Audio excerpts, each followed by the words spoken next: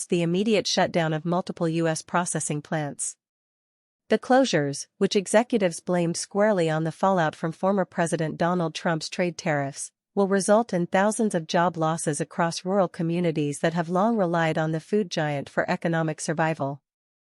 The announcement came during a press conference at the company's Arkansas headquarters, where Tyson executives warned that the company could no longer absorb the financial damage caused by retaliatory tariffs imposed by China, Mexico, and the European Union during Trump's trade wars. These tariffs were supposed to protect American industries, but instead they have strangled our export markets, raised input costs, and left us in an impossible position, a Tyson spokesperson declared. The result is devastating for our employees, our suppliers, and the American farmer.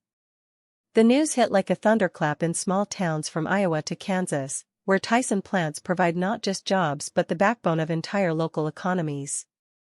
Families that had counted on steady paychecks from the plants now face an uncertain future. Union representatives warned of ripple effects that could devastate Main Street businesses, local schools, and even housing markets in regions already struggling with depopulation. Trump promised to stand up for American workers, but all we've gotten is layoffs and broken promises, one worker in Storm Lake, Iowa, told reporters. We're the ones paying the price for his reckless tariffs. News of the plant closures triggered a furious outburst from Donald Trump, who took to his social media platform to blast Tyson Foods and deflect blame. In a late-night post filled with capital letters and exclamation points, Trump accused the company of betraying American workers and doing China's bidding. Tyson is weak. They are shutting down good American plants just to help China. This is all part of the rigged system against me and against the USA. Trump raged.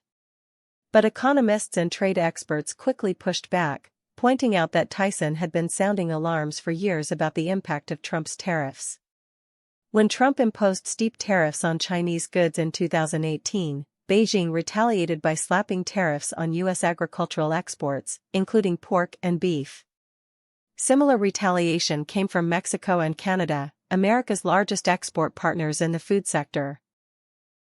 The result was catastrophic for meat producers, who suddenly lost access to key foreign markets while also facing rising feed and supply costs.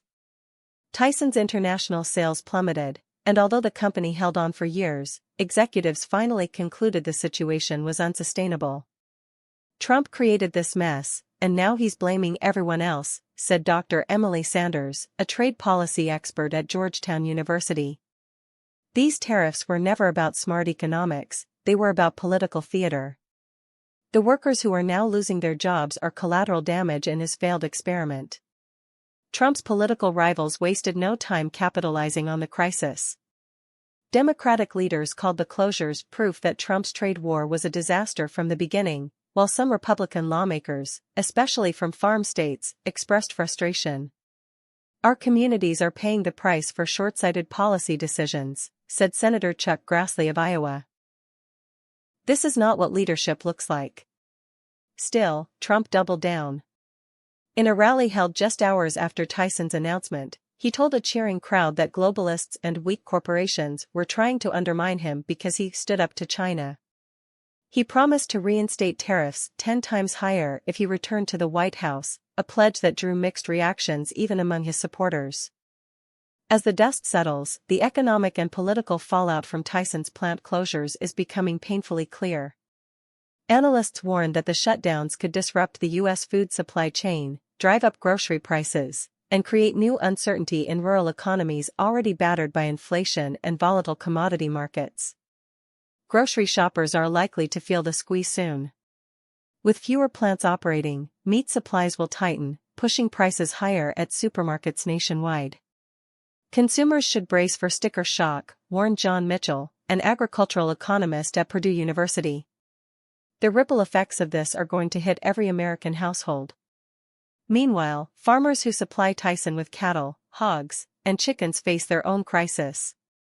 With fewer plants to buy their livestock, many may be forced to sell at a loss or scale back production.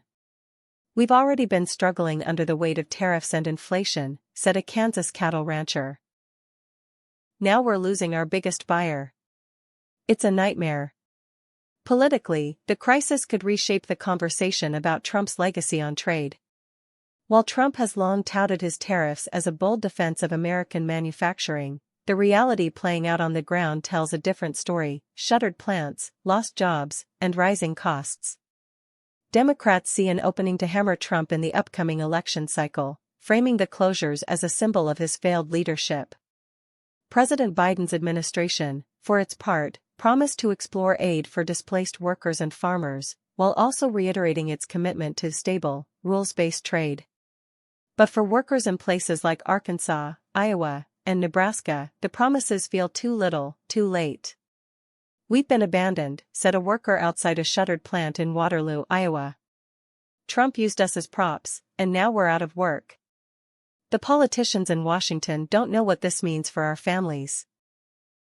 The broader lesson, experts say, is that trade wars come with real costs, costs that are often borne not by the powerful but by everyday Americans. "Tariffs may sound tough in a campaign speech," said Dr. Sanders, "but they don't rebuild industries. They dismantle them."